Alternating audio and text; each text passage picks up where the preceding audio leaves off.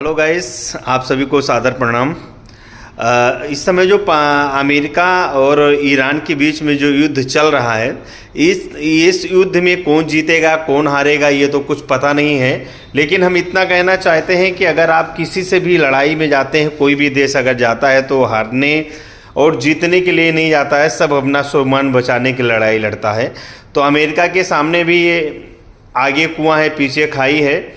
वो भी ये सोच के आए हैं कि हम ईरान को तबाह कर देंगे, और वही हाल ईरान को भी है, क्योंकि ईरान के जो कल्चर है, ईरान के जो वहाँ की भूमिगत जो जीवन शैली है, वो ऐसे हार मानने वाले में से है नहीं।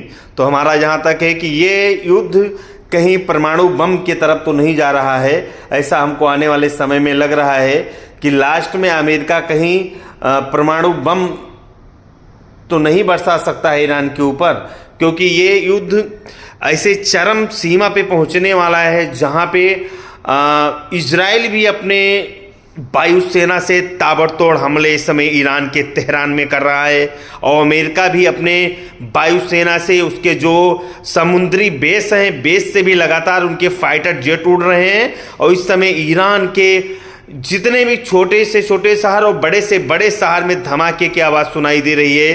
तो हमारा देश जो कि भारत है, भारत देश अपने उस बिंदु पे खड़ा है जहाँ पे ना किसी से लड़ाई है उसकी और ना किसी से उसको बैर है।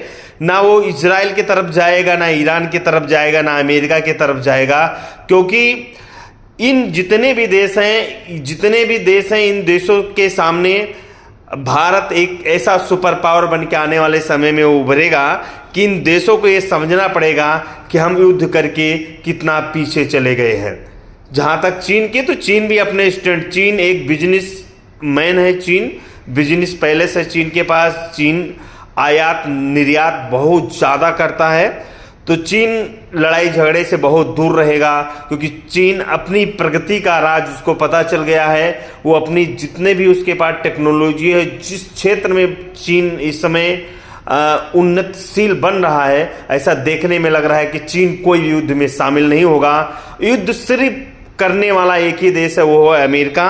अमेरिका को अब सोचना होगा कि अगर आपको युद्ध करना है, या तो युद्ध करो तो ईरान को नामो निशान मिटा दो।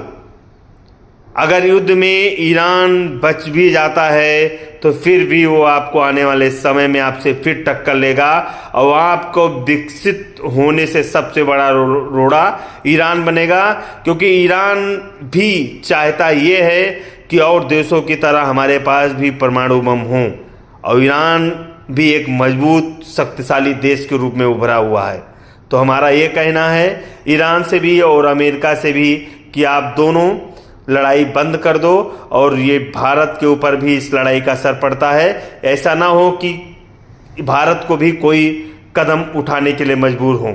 इसलिए हम आप सभी को बताना चाहते हैं कि युद्ध किसी के लिए भी जायज़ नहीं है।